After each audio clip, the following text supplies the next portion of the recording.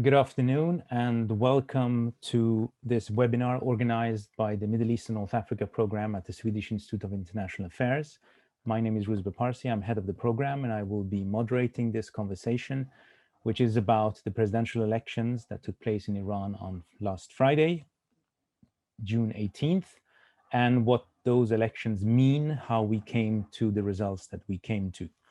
And in order to do this, we've managed to secure two foremost experts on what's happening in Iran in general. Dr. Narges Bajoghli, who is an assistant professor of Middle East Studies at the School of Advanced International Studies, also known as SAIS, at Johns Hopkins University in Washington, D.C. She's an award-winning anthropologist, filmmaker. Her latest project, which is about cultural producers in Iran, the IRGC and other organizations, is resulted in the book Iran Reframed, Anxieties of Power in the Islamic Republic, published in 2019. I can recommend it. It's a very, very good book, very enlightening. And our other expert is Dr. Bijan Khajapour, who is a veteran strategy advisor with decades and decades of experience, both from Iran and the countries in the Middle East. He's also one of the most insightful writers on what's happening in Iran in places like Al Monitor and now more recently in Amwaj. I welcome both of you. I'm very happy to have both of you here with us. The elections took place on Friday. We got the results already on Saturday, and it ended with the first round. It didn't go to a second round, so the winner managed to eke his way out up above 50%. I'm going to start with you, Bijan. Could you just give us the numbers and what you think that those numbers mean?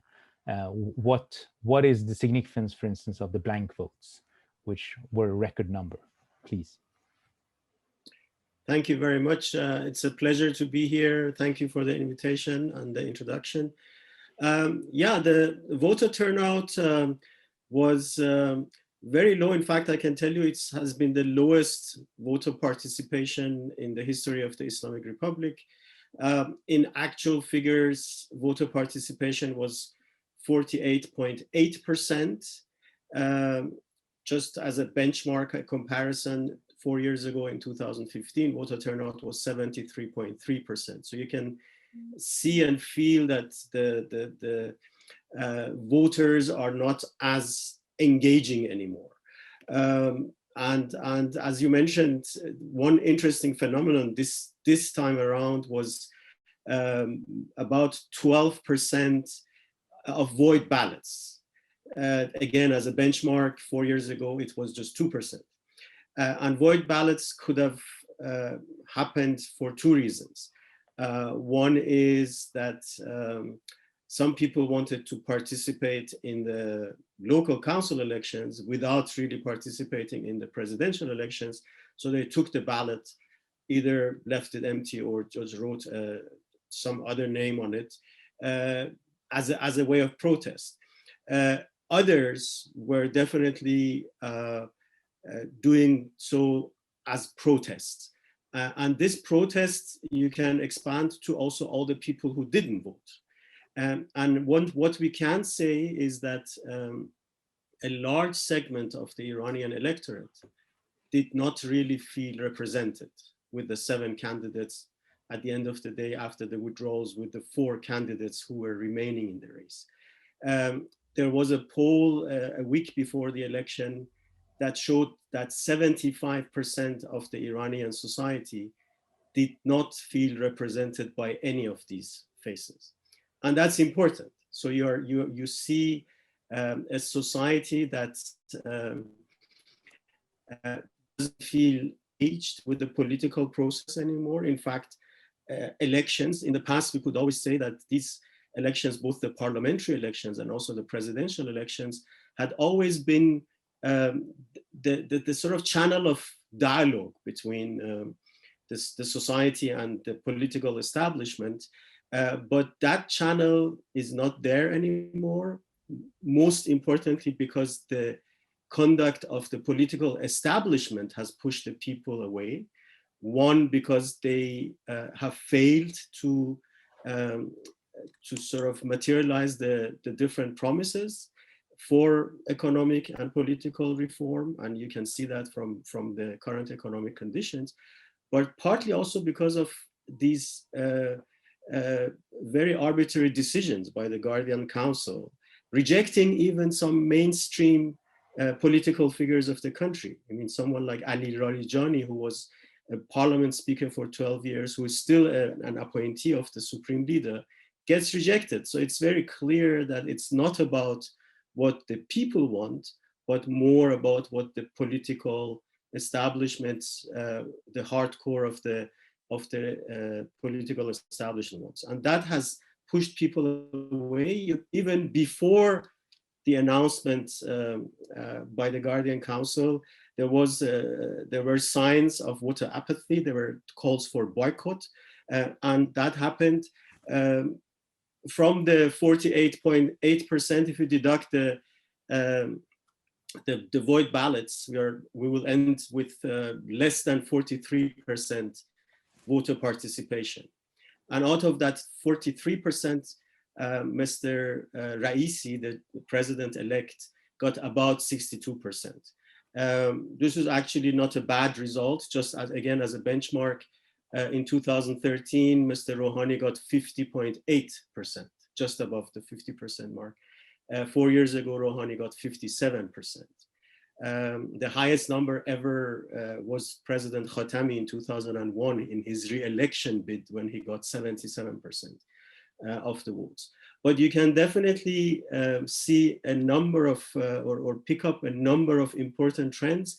One is, as I said, the disengagement from large parts of the society from the political process, but also how the different political factions, political networks have lost their significance and their ability to mobilize votes. We should not underestimate the real impact of the fact that so many reformist figures, including the former president, tried to mobilize votes for Mr. Hemmati, the only remaining moderate in the race. But at the end of the day, they did not manage to mobilize enough votes, and he didn't even come second. There were more void ballots than there were votes for the moderate candidate in this race. So there are important trends, but I think the most important one is that we are looking at two parallel trends. On the one side, we have a political establishment that is not attaching the same level of significance to voter participation as a source of legitimacy for the regime. And on the other side, we have a society that is disengaging from the political process, not necessarily because they want to sort of engage in a political upheaval or regime change, but because they're basically disillusioned and they believe that these types of elections and the entire political process that has been designed in the Islamic Republic does not really work and does not lead to the types of changes, especially of economic and governance nature, that the people want. I'm going to stop here and wait for further comments. Thank you. I mean, in a sense then, so the keywords here are both the post-revolutionary society and a political establishment that lives, in a sense, in its own bubble, and where that political establishment no longer has a consensus internally as to whether legitimacy can be derived from elections. Now, there is, of course, a significant point of departure if it were to turn out to be a trend, because that would upend the whole notion of an Islamic Republic, and we'll get back to that.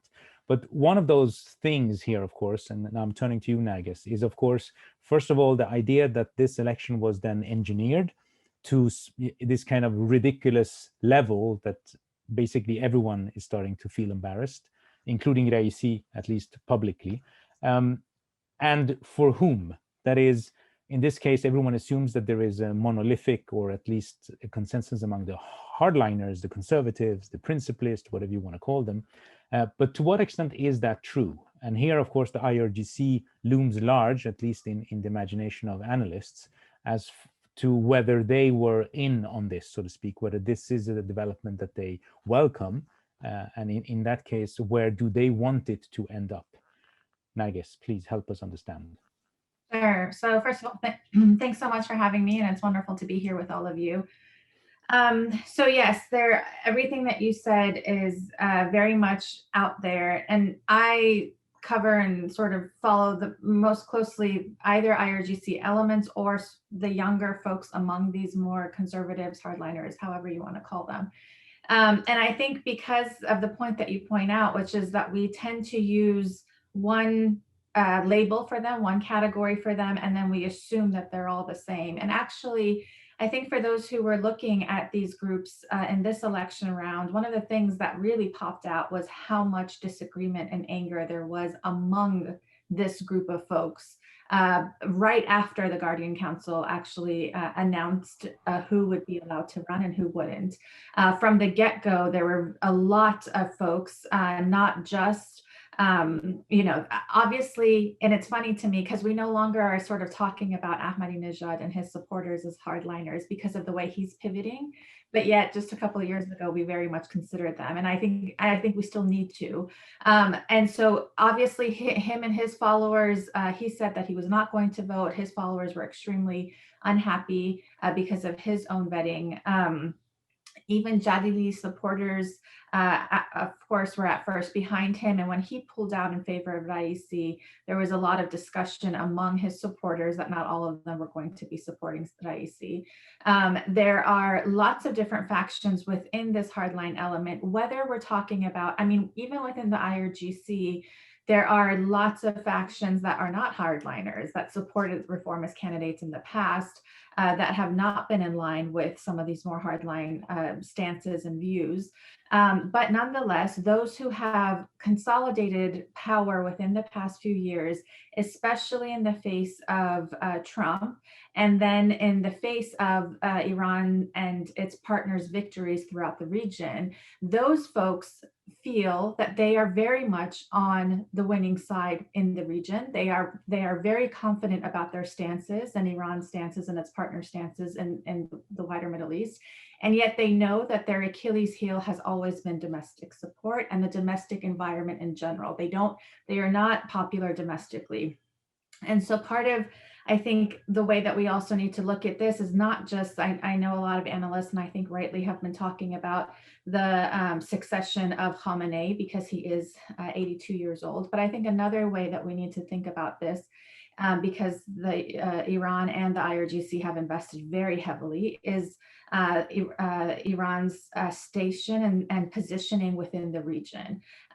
They do not want to have a president or groups of leaders at the forefront of the political establishment arguing that we need to scale back regionally. And so Raisi is someone who is not going to do that. Raisi is someone that the Quds forces of the IRGC very much support. They have been behind him very heavily. They've been producing even campaigning videos for him, helping to promote them.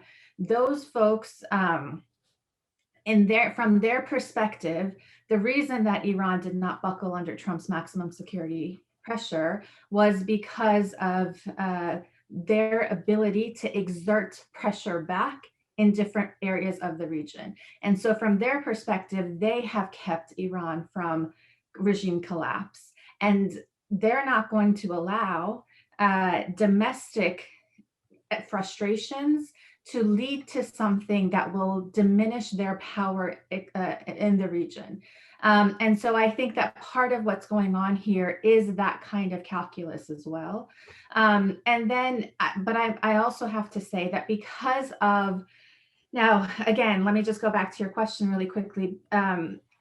There is a lot of disagreement within the different conservative camps of the political establishment and the military establishment in Iran, the IRGC establishment. They have funded and trained their younger generations very, very systematically in a way that reformists have not done, very, very systematically for years now. And these are young people who tend to come from lower socioeconomic backgrounds of the country, tend to come from pious families in the country, and who have been trained quite effectively, who are going through the upper echelons of Iran's university systems and the such, who are becoming technocrats. And we can talk about some of this stuff later about who we think of as technocrats enough and not, because they're trying to change that model right now. And so these are folks who not only have they been told since, you know, a young age, since they were teenagers in these different organizations and paramilitary groups, that you are at the forefront of protecting the system from outside, but they have also been told, tell us what you think, guide us in the right way, right? And so they've been given this kind of confidence. And then now you had a situation in which the Guardian Council vetted all of these candidates, and they're saying, this is not what we know of the Republican nature of the Islamic Republic. And so they're pushing back. And then there's a whole nother sort of group of them who had been pushing out just the end of last week, right before the elections, that, you know, and I think they were doing this. This is the more hardline elements that are closer to Raisi. They were pushing out lots of messaging that the Rouhani administration might do a cheat on this election and, you know, bring down the numbers of Rouhani and stuff. I think they were doing this in case there was an upsurge of the moderate reformist vote. But interestingly, now that there's been such high numbers of void ballots, and the participation numbers in general have been low, they've continued that line of messaging to say that the Rouhani administration is trying to embarrass Raisi before he even comes into power. And just this morning, I think it was, or yesterday, Nabavian, who used to be a hardline parliamentary member, had to release a video. Some of their other sort of elders had to do the same, and to tell their younger followers, step back, you're now starting to act like those activists from 2009. This was a valid election, Raisi is coming in, and the people did not vote because they are so angry at the economic situation, and that's Rouhani's fault. So they're trying to, so I think another thing that we need to be looking out for is that these different conservative hardline elements are not going to be able to be controlled in the way that I think they would hope to be able to. And that's because they've trained them in such a way, in many ways, to be able to push back. And now they're pushing back against them. Thank you. I mean, there's lots of food for thought there, but I mean, in a sense, it's kind of parallel to the way the Shah sent thousands and thousands of Iranians to study abroad, thinking they would be grateful. And then they, a lot of them at least, went about helping to bring about the revolution. So, I mean, in that sense, there's always something to say for how the state gives you instruments, thinking that you will only use them the way they intend to. But that, in a sense, begets another question. And to what extent are then these younger cadres ideological? And what does ideology mean for them? Because the thing with IRGC, or generally the conservative factions, is that people tend to also mix what would be something that might be religiously motivated or something that would be more outright political. So could you just address that briefly? What is ideology in this sense? That's a really great question. And I think the issue here is that it's constantly fluid. And I think that's what makes this a little bit difficult to pin down, and why it keeps shifting throughout time. So yes, ideology is important.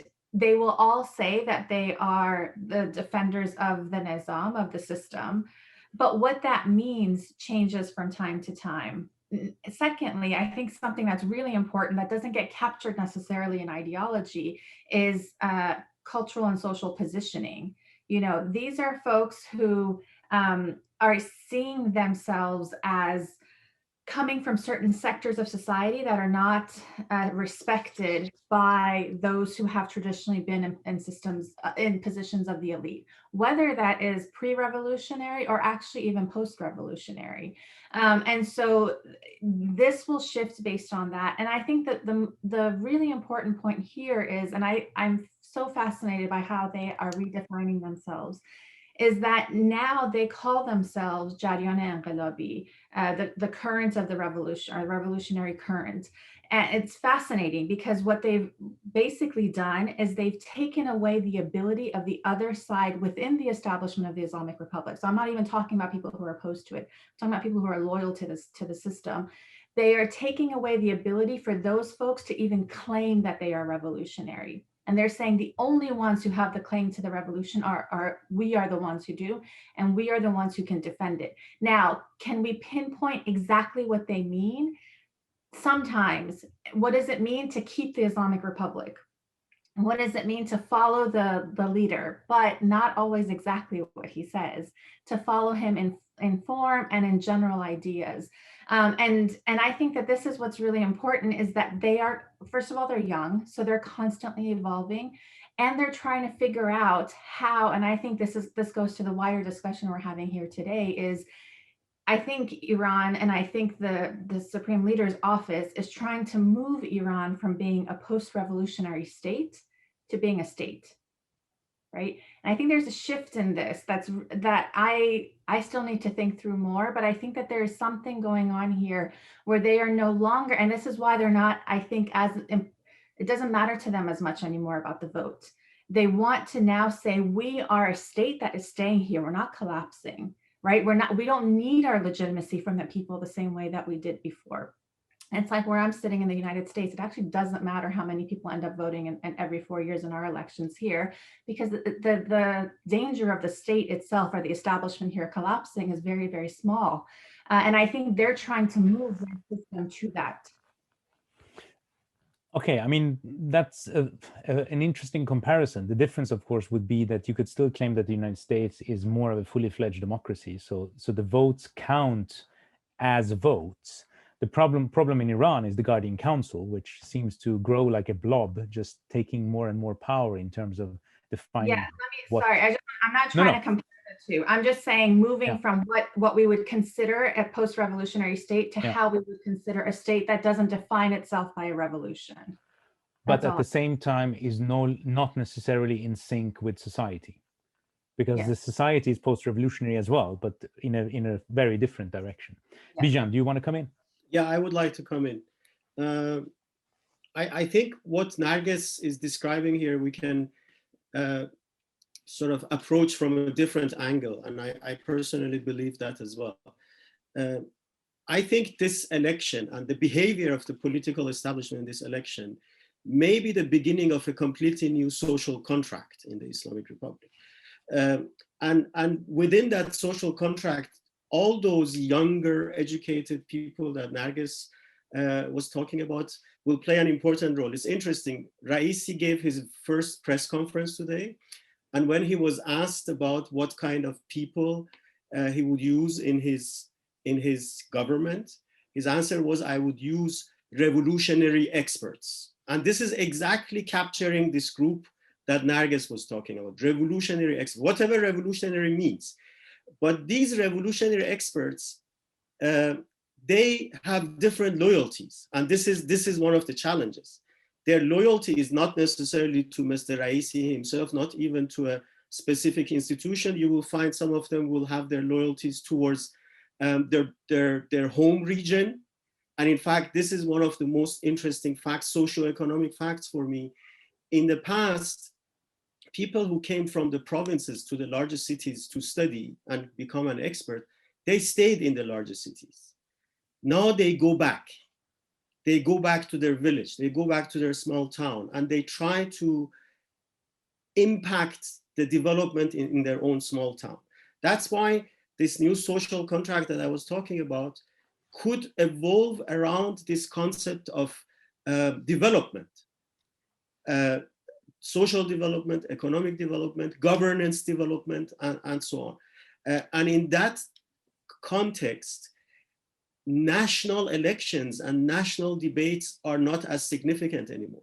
You don't have to sit and debate whether we are going to accept the JCPOA or not. There is a Supreme National Security Council, they debate it, they make a decision, and they implement it. Or there is a Quds force, they decide what happens in the region, and they also implement it.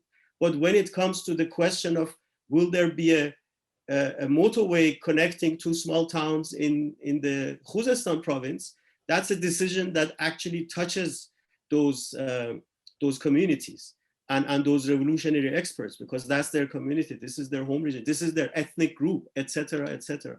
So this, I think it may be a bit optimistic because we are starting from such a sort of undemocratic event with all that the Guardian Council has done and the regime as a whole has done.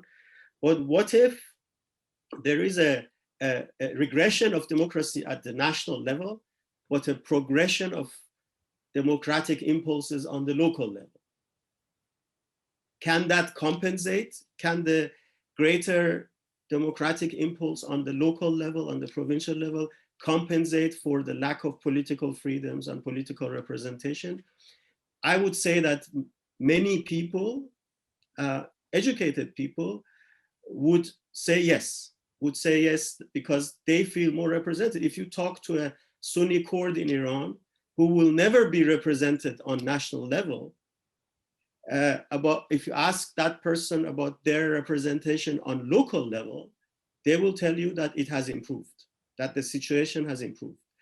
And these are the complex, sometimes contradicting trends that are happening in Iran, and that's why it's so difficult to understand why some communities, some stakeholders remain engaged in this process. I'll stop.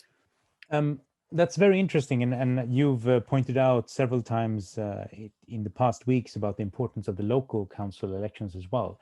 But in your opinion, is this then is this by plan? Is there a method to this, or is this something that's happening almost despite the central state? Because Iran is also a country that for the last 100 years have had a huge obsession with centralization and Tehran's ability to control borders, etc., etc.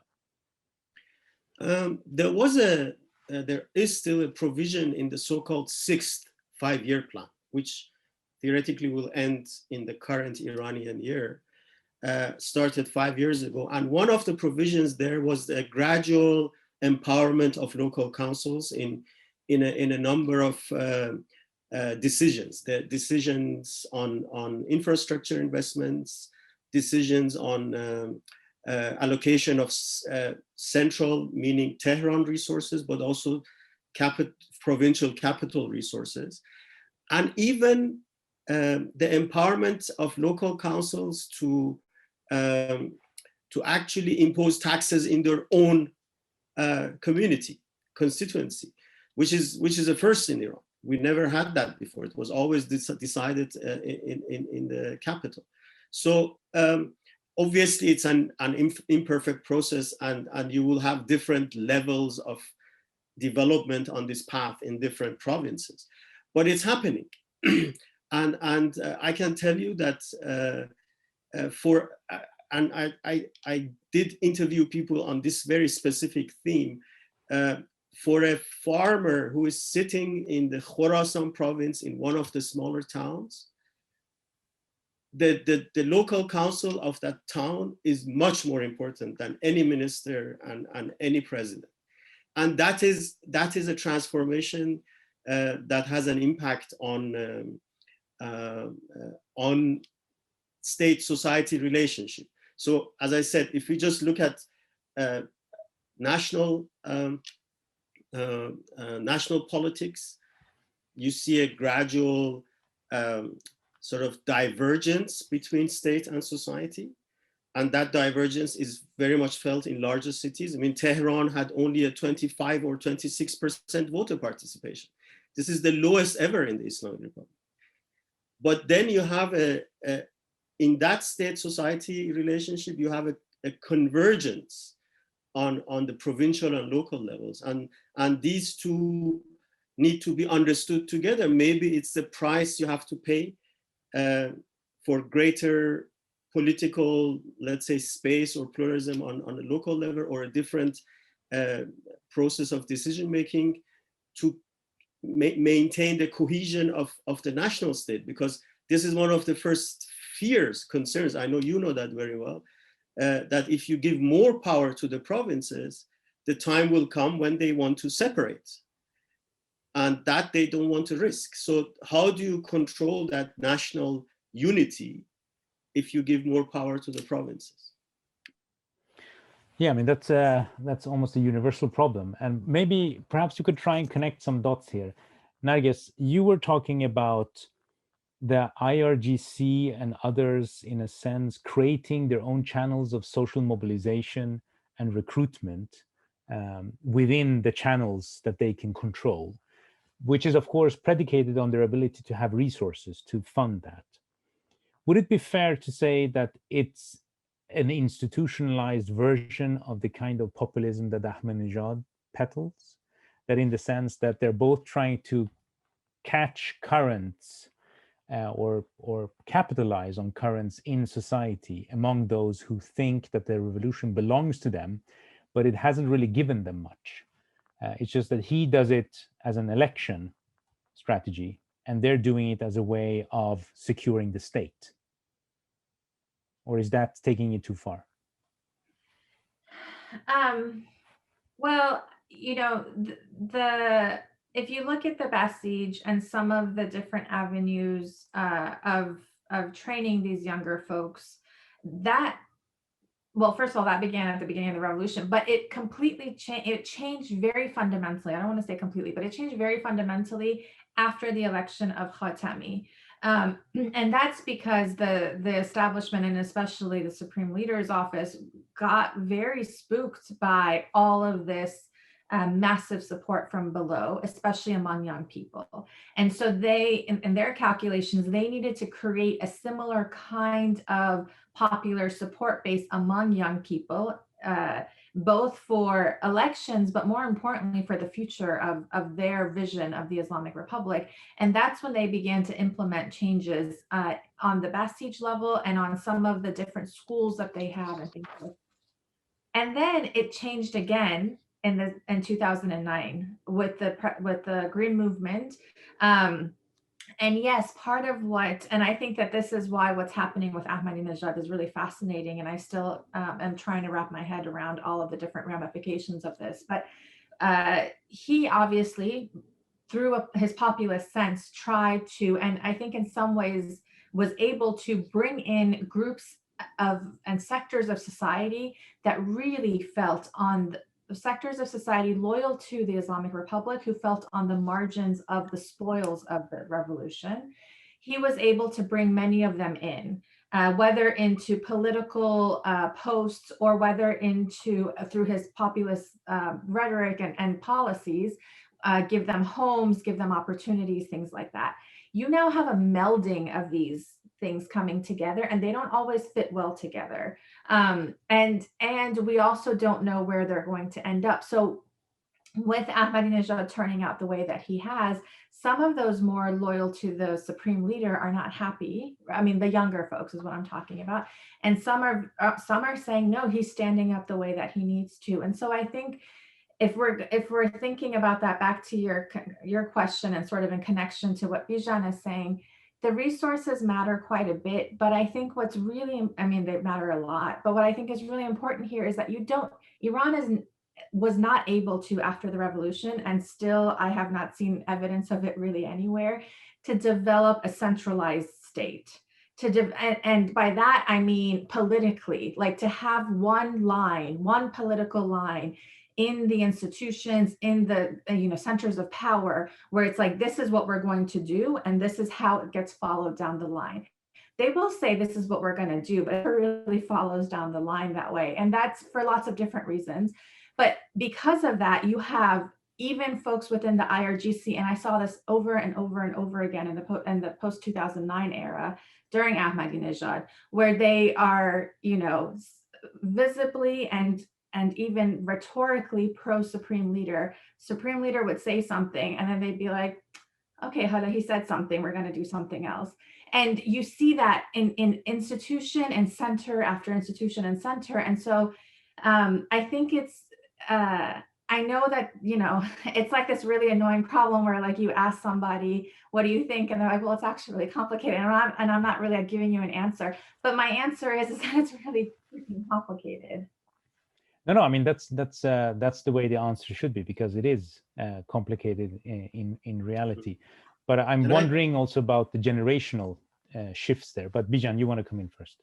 I just wanted to add another layer of complexity, unfortunately, but I think it's important. I see the Islamic Republic of Iran, the political establishment of the Islamic Republic of Iran, in networks. And some of these networks are regionally structured, some of them are ethnically structured, some of them are alumni of the RGC or alumni of specific universities, and even alumni of the government. There are also technocratic networks. In a way, for example, I viewed Hemmati as representing the technocratic body of the Islamic Republic. And also, obviously, sometimes clerical networks. I mean, it's very, sometimes the events happen so fast that we forget to analyze them deeply enough. Remember 2 months ago, a lot of mainstream analysts were saying the next president of Iran will be a former IRGC commander and the whole state will become militarized, etc. Well, it's still a cleric, the next president. It's not a former IRGC commander. So you can see even the competition between clerical networks and military networks. So the complexity that Narges is talking about is real. And because there are so many different, that's why I talked about the loyalties a few minutes ago, because these loyalties are so diverse, and we do have the culture of ambiguity. So I may say my loyalty is to whatever, to the province of Azerbaijan, but I may actually have very different loyalties, which I will then sort of play around if I have access to resources or if I have power. So that's why it's so difficult to create a centralized structure as Narges was talking about. And as such, it's also very important, again, what Narges was saying a few minutes ago, that the suprastructure that exists here does not feel threatened. This is very important. And I think what gave them the confidence is surviving maximum pressure. Again, go back to, remember John Bolton saying, we will celebrate Christmas so-and-so in Tehran. They survived that. And now they feel they can attend to a very different type of organization across the country. And I'll say they also survived. They also won in Syria with Russia. They all, it's also a lot of the regional, it's the regional things plus all the domestic. And so that's why I was saying, going back to one of your earlier questions, Ruzbeh, this is where I think the struggle in the future, near, mid, and long term will be, is between this population who is disengaged from this election and who is extremely mad, and a state that feels that it has complete monopoly of control over violence and over the ability to rule the nation. They feel that confidence. I think it's still much more of a, these things are never certain. And I think it's going to be, it's an open-ended question for me. But I think that what we have, and when Bijan was talking about on the local level, we're seeing more sort of involvement in local politics. But I think that goes to one of your other questions, Ruzbeh, is up to what point? And I think that up to what point is a really big question, because at what point will they then think that those people are asking too many questions, they're making too many demands. That is in this new social contract that they may be trying to build, this is going to be the biggest marker of tension, is that they not only have a monopoly over violence, but they're not afraid to use it. And we've been seeing that increasingly since 2009. We saw a very violent backlash in 2009, but that has only increased in the past couple of years with recent uprisings.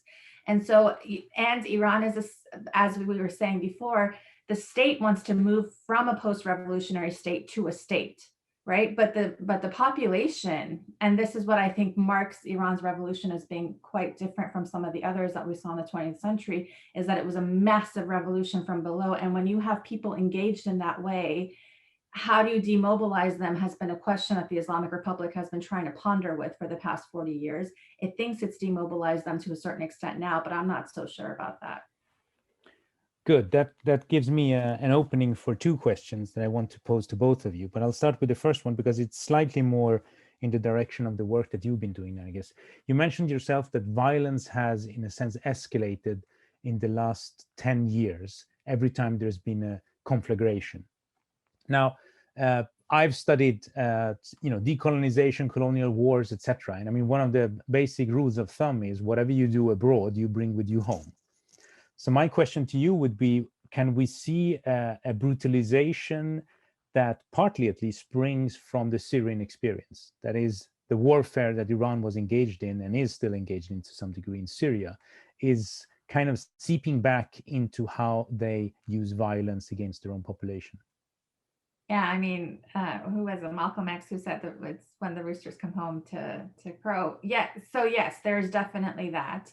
And I think, but I think we have to also complicate this a little bit more. So yes, the violence that they are engaged in the region, that will come back to, and does come back to not only haunt them, but actually be reinforced on a national level. But two is, I think, and I think this is important to sort of bring into the conversation, is that from the perspective of the IRGC, and I would say the very top echelons of the Islamic Republic, loyal to the supreme leader, the way in which they view Syria and the way in which they view what's going on in the region, but specifically what happened in the past few years in Syria, is that it was a legitimate uprising in their minds, however, that then became co-opted by international players, mostly the West and Israel. And so from their perspective, how they see Syria is a model of what outside powers can do to militarize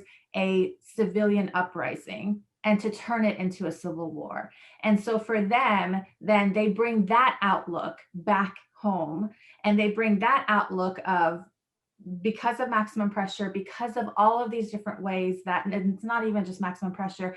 Prior to that, the George W. Bush administration wanting to come into Iran after Iraq, right? They know, and they have this memory, because a lot of them are not necessarily leaving power, that that ever since they came into power, the United States in particular has wanted them to go, and Israel by extension. And so the way that they view all of this is, and this is why they go so hard at the domestic sphere, is that they think that any aspect of it, even the ones that are legitimate, can be co-opted by the United States and Israel. And there can be arms coming into the country to make these uprisings into violent ones and turn them into civil wars. And so I think that kind of mentality is, they now see the domestic front, even more so than before, as an extension of the battlefield that they are fighting on. I mean, the problem with that kind of view, of course, is that while you may control the weapons and therefore have a, if you will, a tight grip on power, it's also brittle, because if everything is a nail because you have a very big hammer, then you're kind of you're hollowing out not only legitimacy, but your ability to have an authority that does not come from the gun. And it's difficult to manage a country of more than 18 million people if the only thing you can resort to is the threat of violence. That is not sustainable in the long run in itself. But I mean, Bijan, that begs the question that, in a sense, we have been circling around. This election and the changes that are happening on the ground from below, if you will, with the local councils and so on. We always say that Iran is in a transition. So in a sense, it's like Iranian inflation. It just never goes down. But to some degree, at least, we are seeing an attempt from the system to arrange what they would consider to be an orderly transition.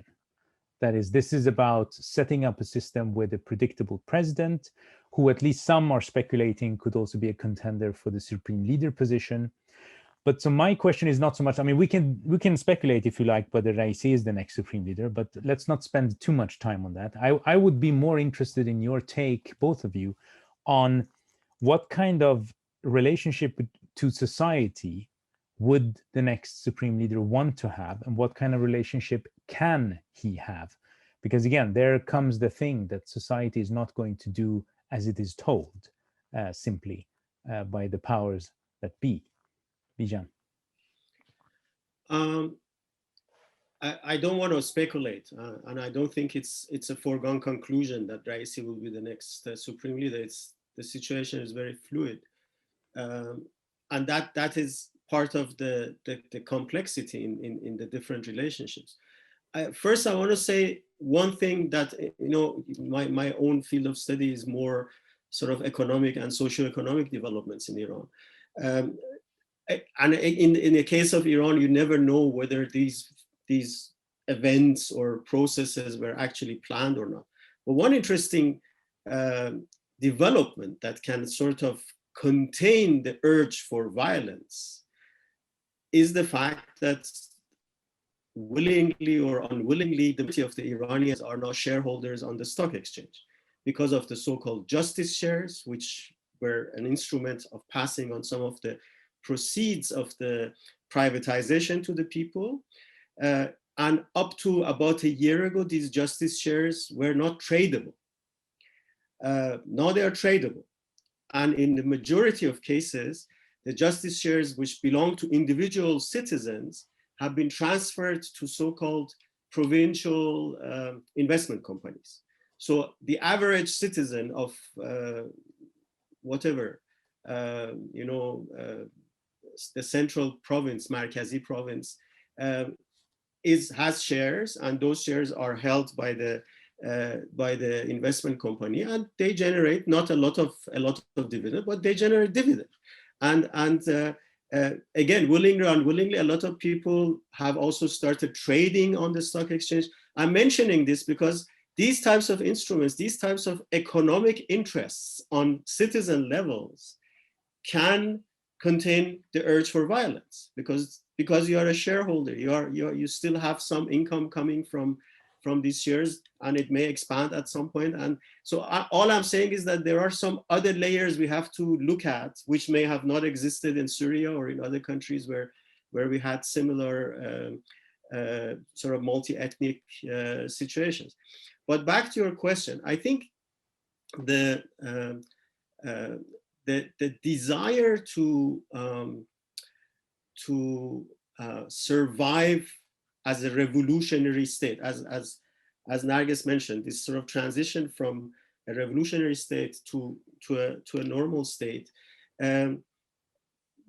has sort of brought about a situation where the establishment, the political establishment as a whole, had to make decisions about which part of the society or which layers of the society, which classes of the society to pay more attention to. I think this is an important lesson. We don't have a homogeneous society. You can't look after the sort of provincial population and not antagonize some of the urban population. This is just a fact. And some things that would have made a lot of sense. Just take, for example, the cash handouts that were introduced in 2010. Initially with a very interesting positive economic impact because they generated additional income. But still today, more than 10 years later, 11 years later, they haven't managed to make these cash handouts targeted towards the lower income classes. Still more than 80% of the society, half of them not really needing this, are receiving cash handouts. And this is all this whole concept of which part of the society does this normal state actually respond to? And as long as you choose one segment, you are going to disillusion the others. Energy subsidies are definitely benefiting the richer classes of the Iranian society. They are not benefiting the lower income classes, but they cannot discontinue them. And the moment they announce a rise in the fuel prices, there is street protest. So this complexity, I think that I said all of this to say one thing. The core problem for the Islamic Republic that wants to be a normal state is still governance. It does not know how to govern this very diverse, very complex society in a way that is satisfactory for the diverse groups within the society, within the elite, and within the economic and political establishment. That's why it will be extremely, if Raisi wants to succeed, or if those people who brought Raisi to this position want to succeed, they have to address the issue of governance, the issue of corruption, the issue of mismanagement. Otherwise, we will sit here 4 years from now and discuss exactly the same complexities and challenges in the government. Fair, but I mean, I would say that, I mean, and this is not unique to Iran, that what they're doing is they're coddling what they think is the middle class, or what's left of the middle class, and in a sense ignoring the lower classes. Partly also because the fact that, I mean, correct me if I'm wrong, but at least I have difficulty discerning much difference in economic policy between candidates, irrespective of whether they're reformists or whether they're conservatives. They all tend to have some general trickle-down voodoo economic kind of approach, and then they do address poverty as an instance, but they don't address poverty as a structure. And that means that, if you will, the revolution has not been fulfilled. Some very basic revolutionary promises have not been fulfilled. And so these are still going to be reference points for anyone who wants to get traction within the political system, or just want to show how hypocritical or ineffective it is. But I mean, that in a sense brings us also to the question of, as you mentioned yourself, both of you, I mean, if this is going to be a transition away from a revolutionary state to a state, period, what is it they're going to rally people around?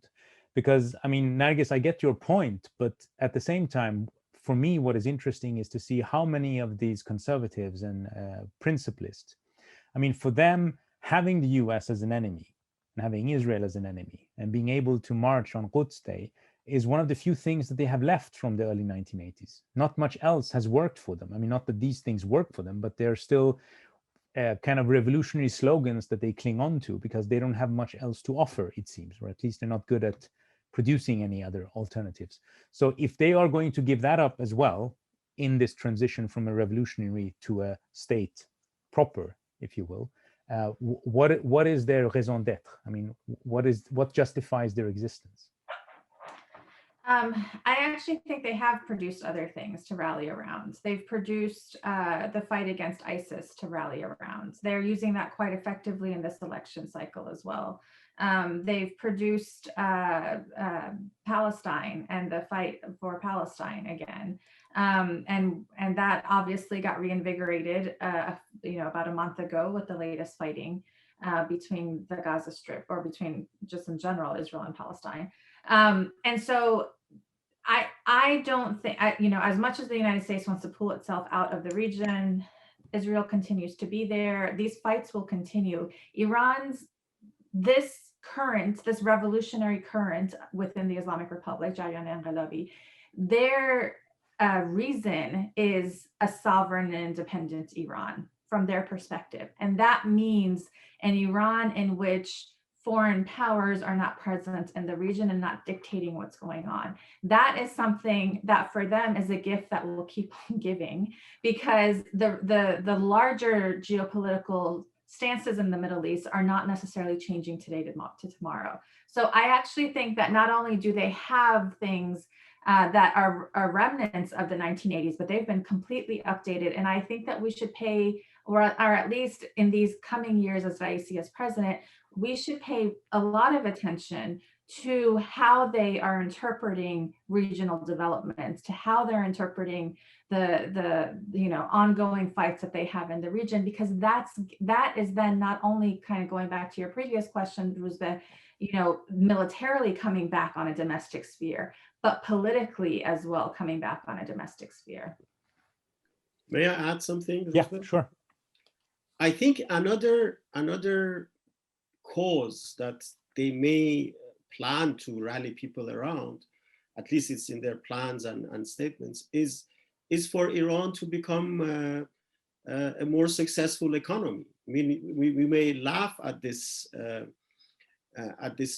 sort of vision at this stage because of the impact of the sanctions and sort of the declining economy.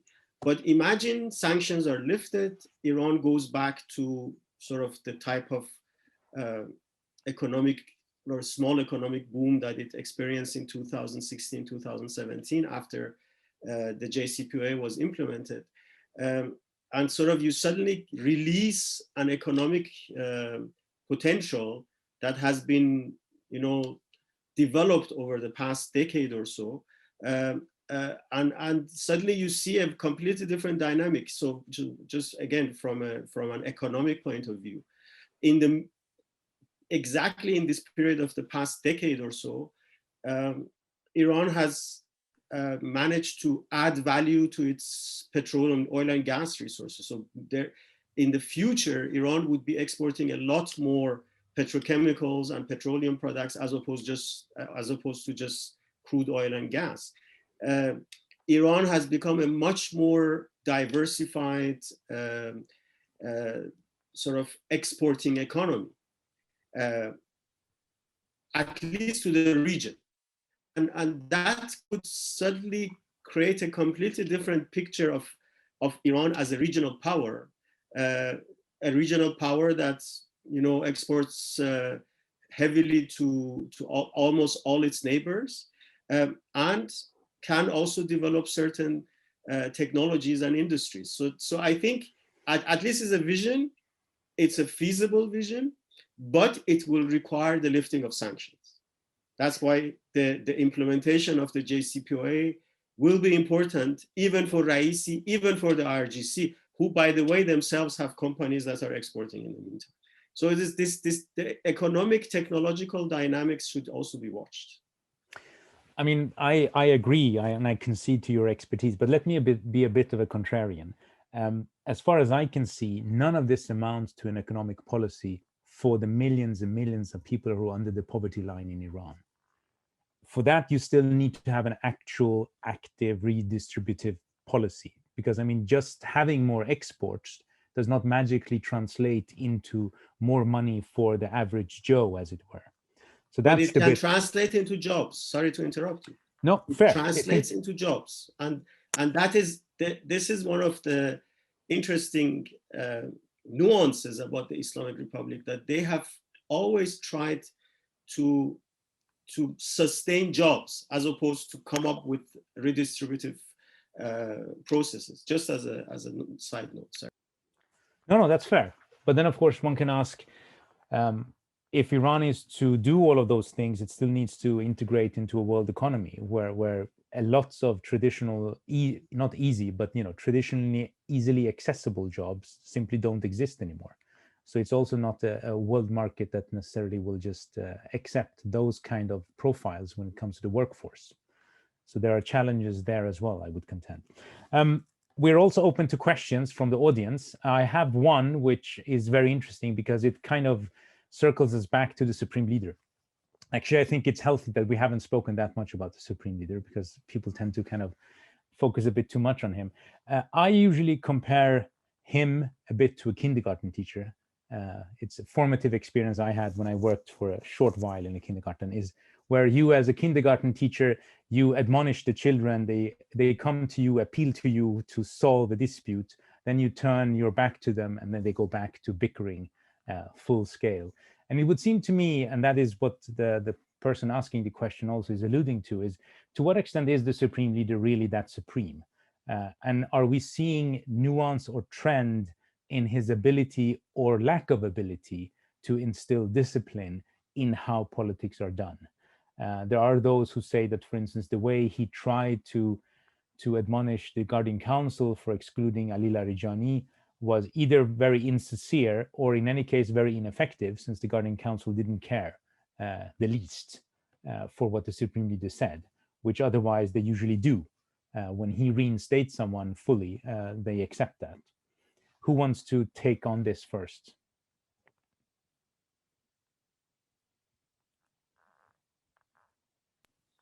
I was hoping Narges would, but no. As you said, I always find it very entertaining how some people say, "Oh, the Supreme Leader is he controls everything and he's the most powerful person." It's all exaggerated. I mean, he's the highest individual in the system, but it's a country where decisions are made in councils. Not necessarily democratic processes and democratic councils, but decisions are made in councils, and the supreme leader has to live with all the imperfections and you know, cultural nuances that we have, both cultural and also political culture nuances that we have in Iran. And there are certainly, I wouldn't be able to sort of point to specific individuals or institutions, but there are certainly entities who have already started thinking about the post-Khamenei era in terms of their loyalties, their sort of positions and so on. And as such, I think this experience of him not really managing to get his own appointee, I mentioned that at the very beginning, his own appointee to run for president shows that he has lost power within the structure. But it doesn't mean that he's become, I think it means that he will have to you know, struggle more than before to, you know, to get some of his views through these different councils. One interesting information that I got from a very reliable source was a few months ago, way before the election cycle started, where my friend said, in Tehran, no one takes anyone's word as a messenger of Khamenei anymore. If Khamenei wants to make a statement, he has to call someone himself, not even his secretary, not even his, you know, the people in his supreme leader's office. And that shows how fragile the relationships are and how sort of confidence has been lost within the system. But it can be explained by the continuous competition for more power and more resources, especially more power in deciding who will be the next supreme leader or how the structure will be structured post Khamenei. I hope I answered the question. Thank you. Narges, do you want to chime in? Sure. I mean, I agree with Bijan, and I think the other thing is Khamenei is not Khomeini. Khamenei is not, you know, he didn't have the legitimacy of the people when he came into power. He had to sort of build that, and he built it, a lot of it, through different kinds of force. There's only so long that can sustain itself. He also does not have he wasn't an Ayatollah. They kind of made him one in order to be a supreme leader. So there's a lot of divisions among the actual clerical elite with him, among the different factions within the state that have been with the state since the beginnings of the revolution. And we saw this very clearly with the divides between Rafsanjani and Khamenei, even though Khamenei was, you know, they worked in tandem so much throughout the 1980s, and we saw them split in the ways that they did. And so I think that what we're seeing are continuations of that. We're just able to see in some ways a lot more of it because of the media environment we have around us, because of the increased kinds of factionalism that have happened and people being more willing to speak out. I think another really important part of this is that he and his office have also lost the veneer of untouchability.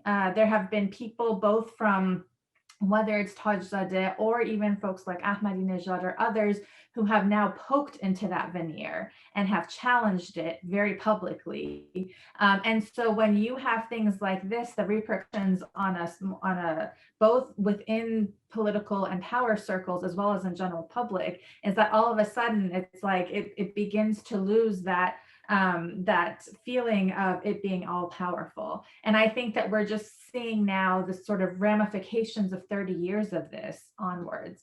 I don't think he has supreme power, you know, even though he's the highest person in institution-wise, as Bijan was saying. And I think we're just sort of seeing some of those. But again, I don't think that this is like something magical that's happening. I think we need to contextualize it within the processes of these past 30 years. Yeah, and I mean, you know, from the study of religion perspective, we can say that we could have a whole seminar just on that aspect, and maybe to some degree, it's both been about the desacralization, if you will, to some degree, of the Marja position and the idea of the clergy, if you want to call it that, or the jurisprudence, but that has now also reached the Supreme Leader's office. So it's, it doesn't have that veneer, whether it's ideological or religious for that matter, which was something he spent a lot of time building without necessarily getting accepted in Qom for it. But it's also interesting to see that people are already calling Hojatul Islam Ibrahim Raisi Ayatollah Raisi. So that went very, very quickly compared to how long Khamenei needed to get it done. So there's an inflation in titles, if you will. But if Khamenei is perhaps going into his lame duck phase, if you will, that of course begs the question, the Guardian Council. Because when we started this conversation, we were discussing the fact, Narges, you mentioned a lot of conservatives themselves were not happy with how this process was done, nor the outcome in terms of who the final candidates were. So the question then becomes, is the Guardian Council as an institution becoming more and more independent, despite the fact that half of them are appointed by the judiciary and the other half by the supreme leader? What motivates this black box, since they never have to motivate themselves publicly why they agree or disagree to having a specific candidate? Anyone who wants to touch that hot potato? I have a theory. That's why I mentioned earlier which institution would control Iran post Khamenei. I wouldn't be surprised if there are some people who are thinking about the whole structure, because the Guardian Council, if you look at the Iranian constitution, the Guardian Council is the most powerful institution because it has the right to interpret the constitution. That's why they allowed themselves to introduce a new law without even anyone triggering it, by introducing some new prerequisites for people who are eligible to be the president.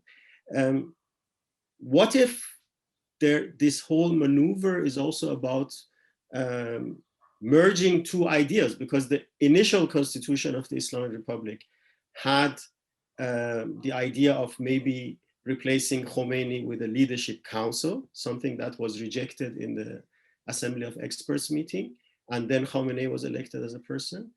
Merging that idea of a leadership council with the existence of the Guardian Council and finding a mechanism of appointing 6 clerics who would then lead the Islamic Republic. So my feeling is that as part of this whole process of going from a revolutionary state to a state that wants to have some degree of legitimacy, but still a very tight Islamic or clerical Islamic control over the processes, there may be some people who are toying with this idea of a constitutional amendment, which wouldn't be the first time. There's precedence for it within the Islamic Republic, and giving a completely different role to the Guardian Council, a more authoritative role.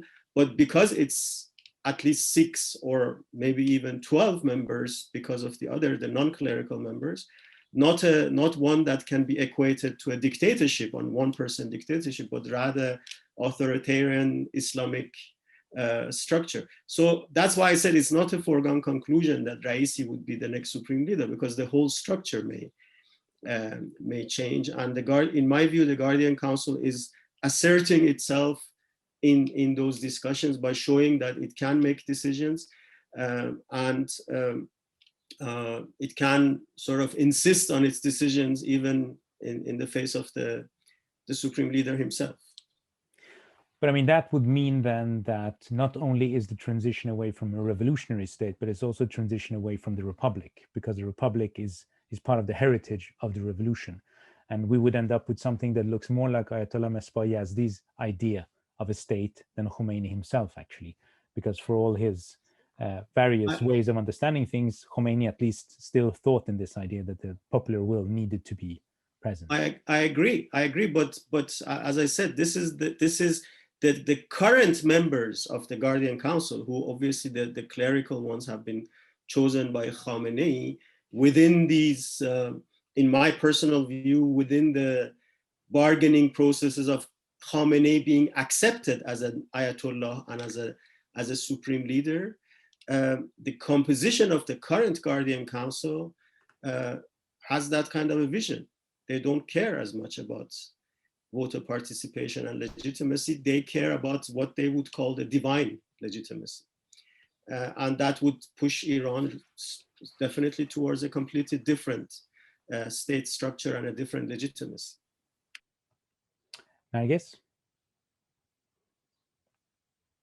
The only thing I'll add to that is that, as Bijan mentioned a little while ago, just a couple months ago, lots of people were talking about, we're going to definitely have an IRGC, former commander or IRGC member as the president of the republic. And that, I think what was really interesting is that when Dehqan and Saeed Mohammad put in their candidacies, there was huge backlash within the Islamic Republic itself to those ideas. And I don't know. Within the IRGC, Narges, you meant. And within the IRGC, yeah. Within the IRGC, but also within the political establishment of the Islamic Republic, and obviously within the general population. That I obviously don't know the discussions that happen in the Guardian Council, but I can't imagine that some of that was not taken into consideration, especially among certain clerical, networks and things like that. Now, all of that to say that I think the discussion that you bring up, Ruzbe, and that Bijan just so wonderfully sort of discussed, the only thing that I would add to that is that one of the things that I found really fascinating is that Khomeini's, Ayatollah Khomeini's family and sort of different folks who still work on his different foundations got heavily involved in petition and sort of protesting against the idea of IRGC members becoming presidents. They re-released and sort of updated speeches of his where he said that they should never get involved, things like that. And so I can foresee potentially, depending on how things span out in these next few years or whenever it is that Khamenei passes on, that if similar inclinations are had at that point, that there are different networks, as Bijan says, within the establishment of the Islamic Republic that still have power that I think would then revive either, elements like this that Khomeini was against, or different kinds of revolutionary leaders saying that this is not, we believe in the Republican nature, we believe in and so I think that those are things that they might try to do, but depending on what's going on at the time, I think there's going to be pushback. And so I don't know. I don't like to engage in speculation about the future because I think so much changes, and it all depends on the context at the moment and what happens in Iran between now and whenever that period is. But I just think that it's such a fluid system. As much as it tries to make itself concrete, it's still very fluid. And so I don't know if we know what the answer to any of that is.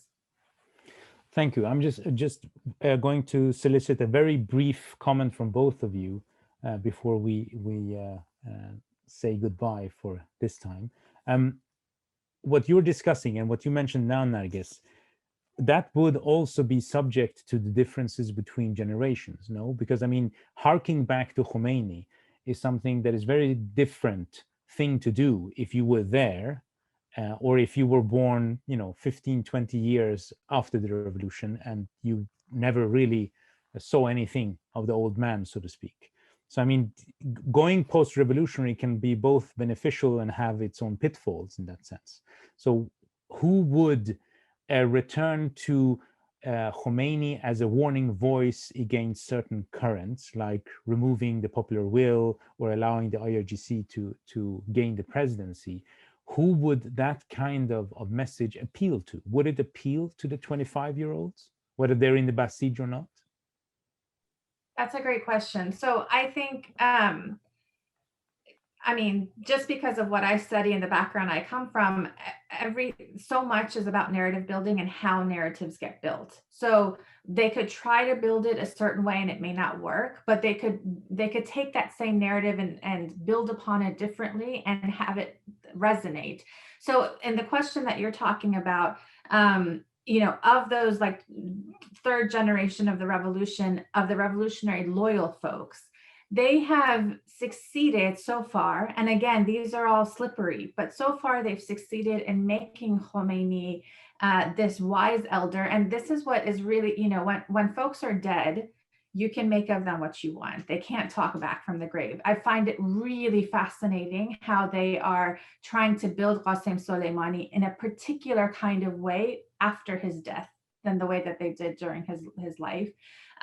Those folks, Soleimani and Khomeini, cannot speak back, but so then therefore they can build narratives around them in particular ways. And unless their families come out and say, stop doing this, this is not what he believed, like Shahid Bakiri's family, for example, a very, very important martyr from the war, his family has spoken back very forcefully and said, stop using my father's name like this, or our family, you know, our patriarch's name like this. But so far we haven't seen that from Soleimani's family, and we've seen different instances, you know, Khomeini's from his family, different ways of responding. Now, having said all that, what I'll say is that they have become extremely adept, very, very sophisticated at narrative building, extremely sophisticated. And how they choose to build those narratives, depending on what is going on, I think will be, you know, that's the big question to ask, I think, is, and that is very context specific, because they, for example, and we've seen this in the past year and a half since Soleimani's assassination, is that they have used recordings of him and speeches of him in very selective ways to paint him as a particular kind of hardline person, whereas in his life they weren't trying to paint him in that way. I think because he would have spoken back to that, and so I think it will depend on that, and also the way that their families respond to these. I mean, so far one of the things we haven't talked about, but I think is important to think about for the future, is one of his daughters running for council elections. You know, and now his family is getting involved into politics in Iran, especially his children. I think another thing we haven't talked about, and their daughters, you know, like, so Raisi has two daughters who are very well educated. What does that mean about their views upon women in society? His wife is very well educated and holds university positions. Soleimani's daughters are very well educated, you know, and so I think that we're also, when we're talking about young generation, this third generation of the post-revolutionary state, both women and men, because we tend to only think about it as far as men, but I think their girls will be playing a very large role as well. We have to, yes, Khomeini and Soleimani still mean things, but what they mean will depend upon how those narratives are built around them. In general, one shouldn't underestimate Iranian women. They've been very, very important in the last 100 years in terms of political development in Iran. Bijan, final words. No, I agree with Narges, and just to offer one narrative, because you said if they revived some of Khomeini's ideas, would that be appealing to the youth? Well, if they create the narrative, and it's not very far from the truth, that Khomeini did not allow the hardliners, especially clerical hardliners, to influence political decisions a lot while he was alive, it would be appealing. And there is a representative. Hassan Khomeini is still there. He's an Ayatollah in the meantime, and he has found his own space.